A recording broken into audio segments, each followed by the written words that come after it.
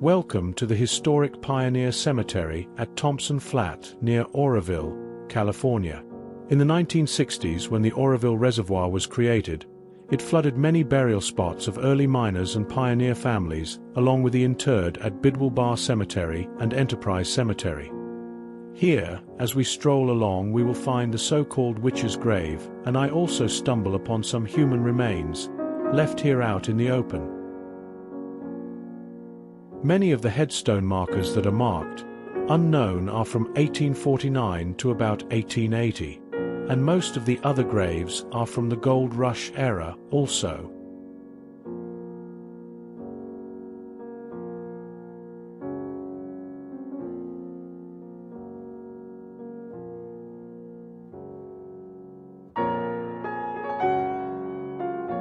I believe some of these quartz stones are some of the unknown markers.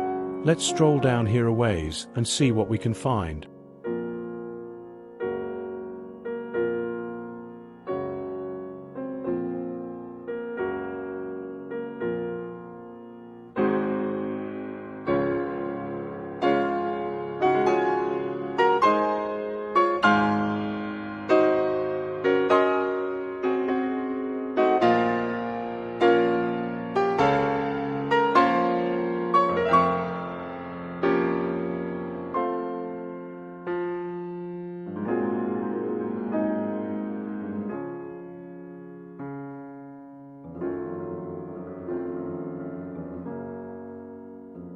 You will notice many of these headstones have been vandalized, mostly repaired the best that they could be.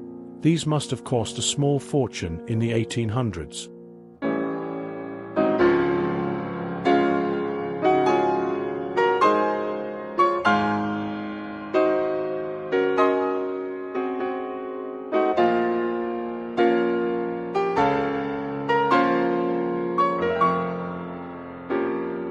Elaborately tooled wrought iron fences and gates were placed here to deter unwanted visitors and vandals. The rust layers are amazing to see over 100 years later.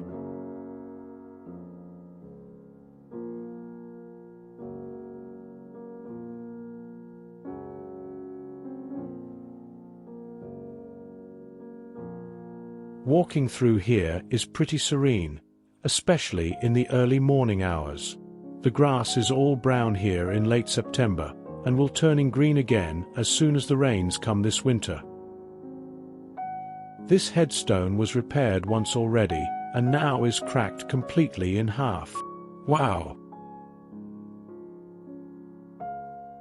Walking along, I have mixed feelings, like hey, you should fix everything here. Then I also do greatly enjoy the decay and patina on everything, as it is quite fitting for a historic pioneer cemetery.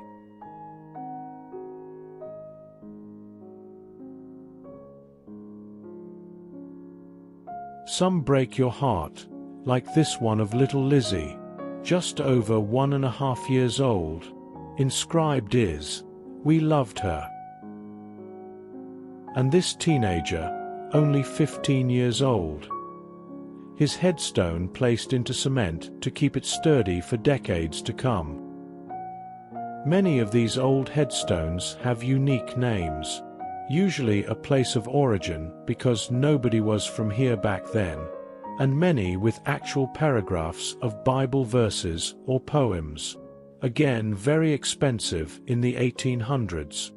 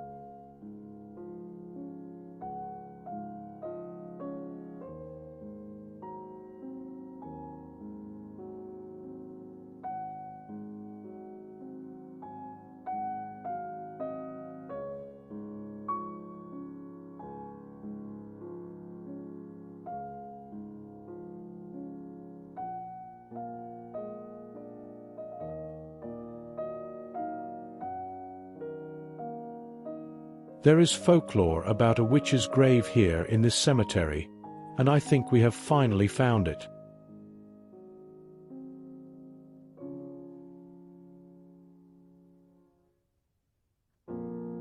Buried here, under the name Annie M. Silvers, is the fabled witch's grave.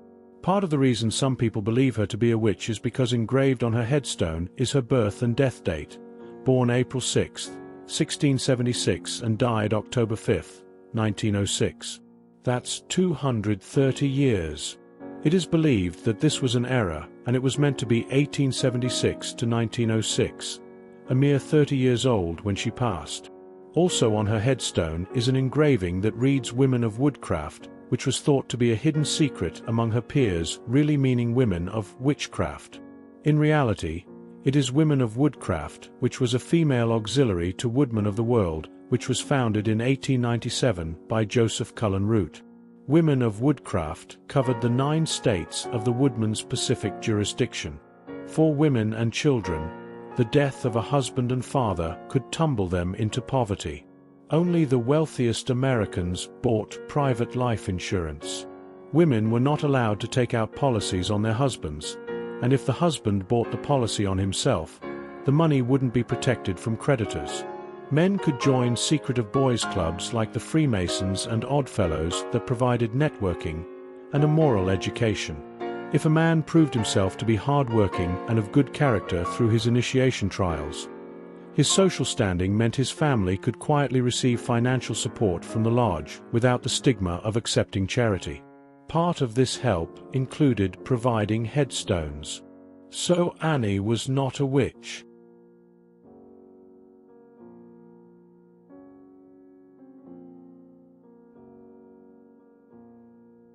More strolling and viewing, there is a bench made from the Feather River's quartz rocks, dedicated to the early pioneers.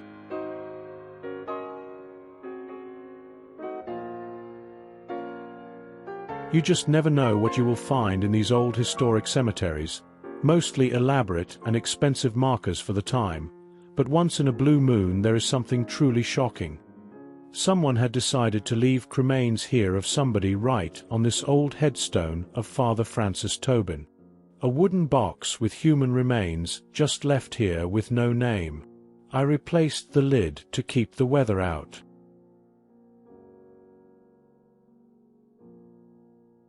Yikes! I wasn't expecting that. Onward we go now. So many unknowns here. The lichen is a sign of the decades past they have been at rest here unknown. Some stones have fallen over and need more repair. Others are just as beautiful as when they were placed here. Of course, as soon as I got back to finding NorCal headquarters, I called the proper authorities about the human remains left here to be taken care of, if you were wondering. If you happen to see them here, please be respectful and leave them alone until they can be attended to. Be sure to comment, like, and subscribe to this channel for more interesting and historic videos about Northern California. And as always, happy trails!